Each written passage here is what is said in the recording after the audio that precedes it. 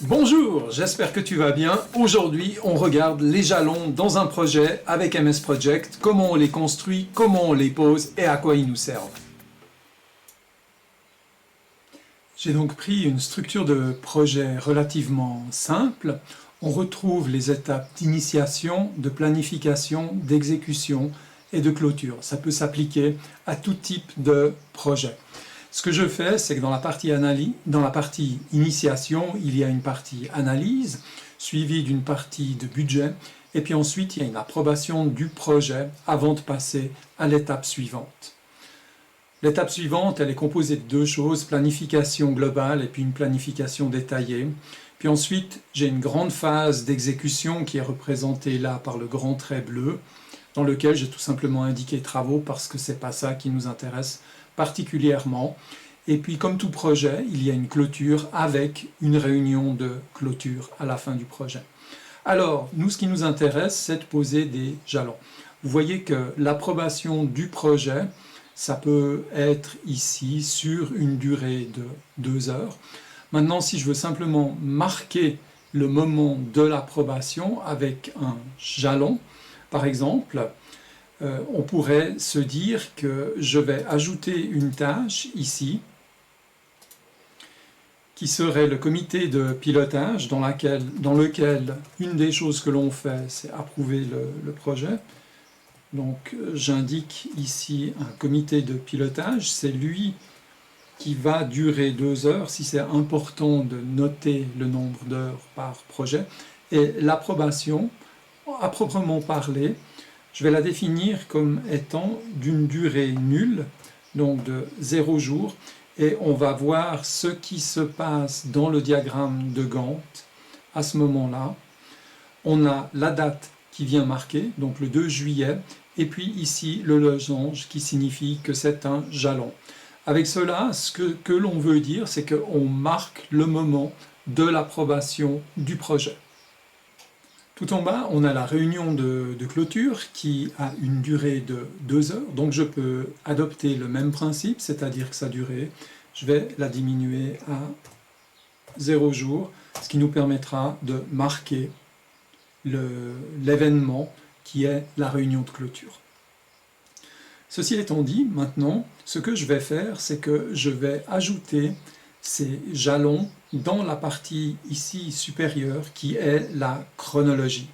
De cette manière-là, on va voir que dans la chronologie, ici, je viens directement sur la tâche et je peux faire ajouter à la chronologie. Donc on voit que ici on a l'approbation du projet et puis je vais faire la même chose pour la réunion de clôture. Je vais venir cette fois, je vais faire un petit peu différemment pour vous montrer qu'on peut le faire différemment.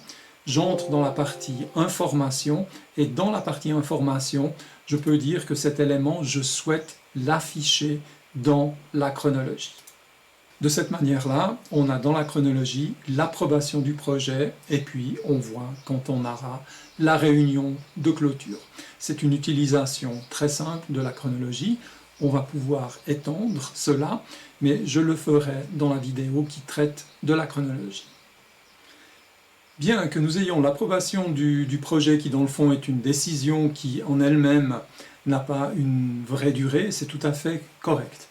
Dans le cas de la réunion de clôture, vous avez bien vu que c'est un petit peu tendancieux dans le sens que la réunion de clôture va quand même durer 2 heures, peut-être un petit peu plus. Donc ce temps ne va pas apparaître. Donc je rétablis 2 heures ici et on va également entrer ici dans les informations concernant la tâche et nous avons la possibilité ici dans les fonctions avancées de marquer la tâche en tant que jalon. Donc l'avantage c'est qu'on conserve la notion de durée mais en même temps on peut dire qu'il s'agit bien d'un jalon. Donc on a le jalon qui est marqué ici et vous voyez que ici sur la chronologie, on a conservé la réunion de clôture. Donc, deux manières de créer des jalons. Il y a peut-être un dernier point qui est peut-être intéressant pour vous concernant les jalons, c'est dans les rapports. dans les rapports d'encours, il y a un rapport spécifique aux jalons. Vous voyez que dans un rapport de jalons, on a les jalons en souffrance, ceux qui sont en retard, on a les jalons qui vont se produire, et ensuite nous avons les jalons terminés. Je ne vais pas entrer plus ici dans le détail. Dans la vidéo complète sur la chronologie et les jalons, vous allez y retrouver un exemple bien détaillé.